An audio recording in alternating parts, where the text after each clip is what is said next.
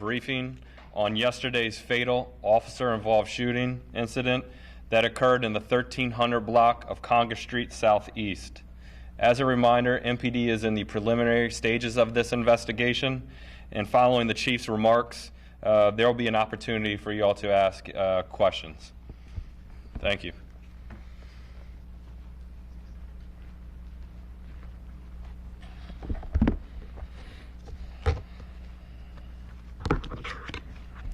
Good afternoon.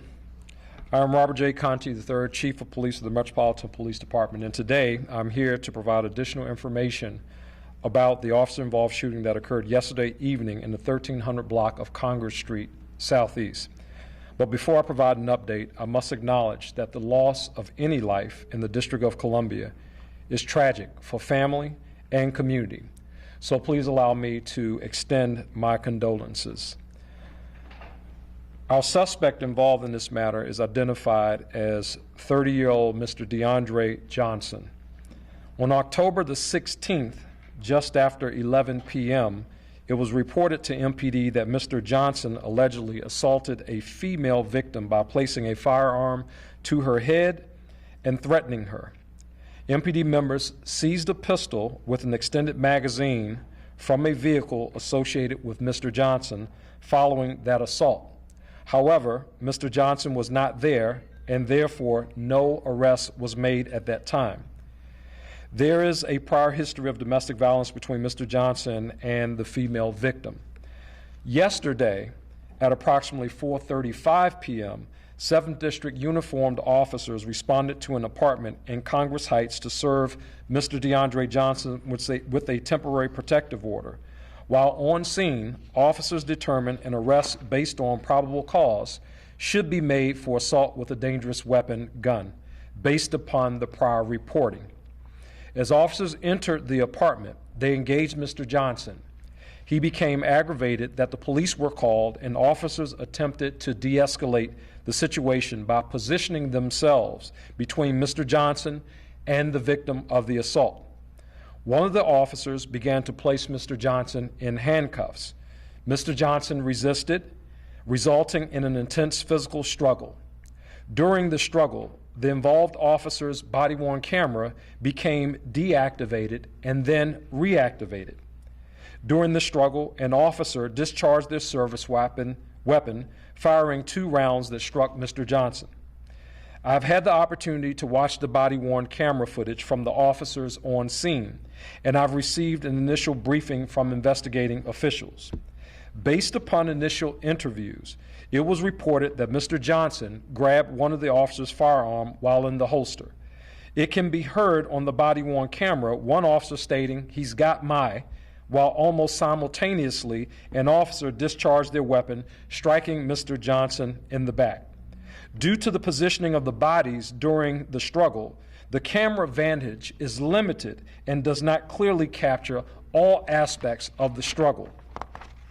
After securing the apartment, the involved officers provided life-saving efforts until DC Fire and EMS arrived and pronounced Mr. Johnson as deceased.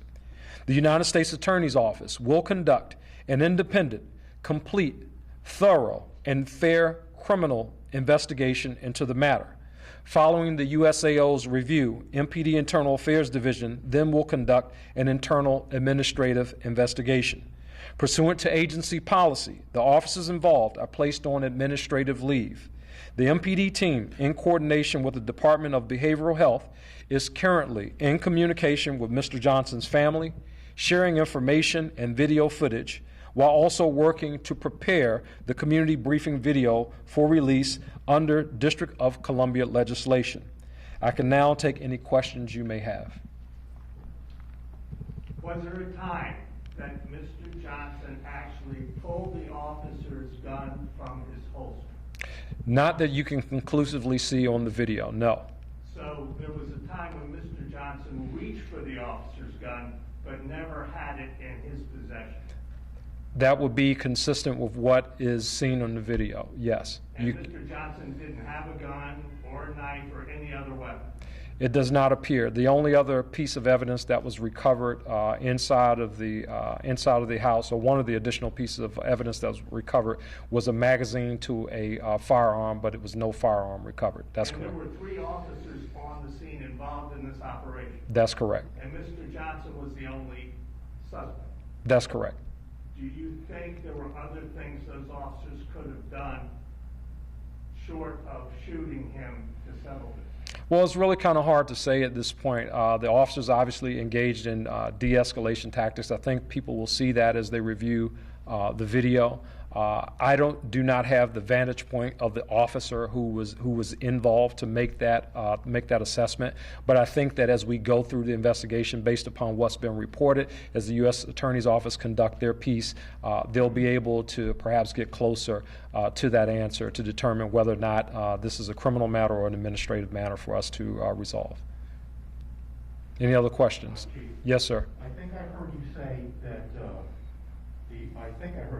the officer fires weapon almost simultaneously when you hear the words, "He's got my."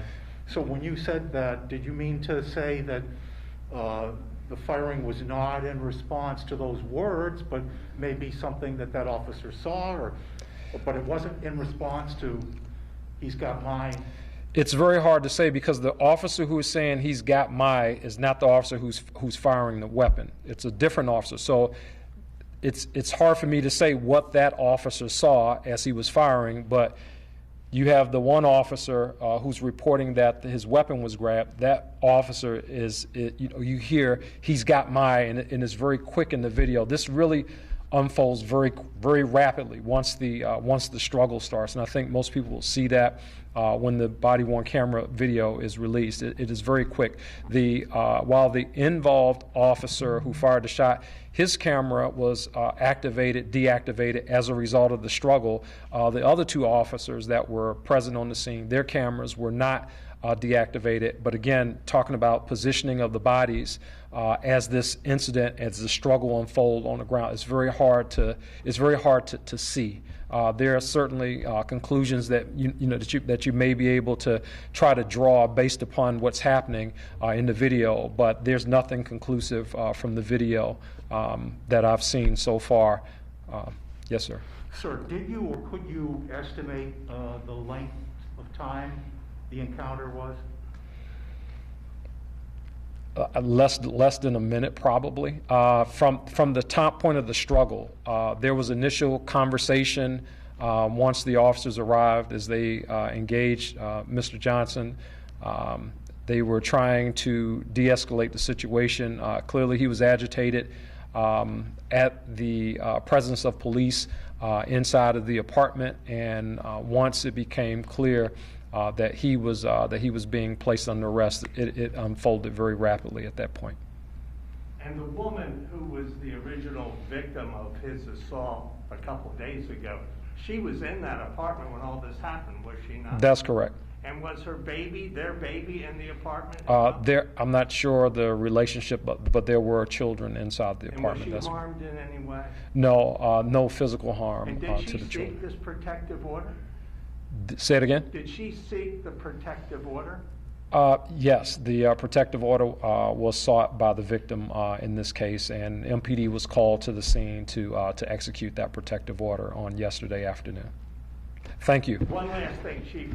There's a suit that doesn't have anything to do with this case. Some cadets apparently have filed a harassment suit against the department. Are you aware of it? And what can you say about it? I'm not aware of it. Any legislation, any legal suits or anything like that, obviously I would not be able to comment on. But I'm not familiar with the suit that's been filed by cadets. It's something we'll check into. Thank you. Thank you. Did you say that there were Department of Behavioral Health people on the scene, or just 3 officers? The Department of Behavioral Health people were they were present with the family when we showed the video, not on the scene of this incident. Thank you. Thank you.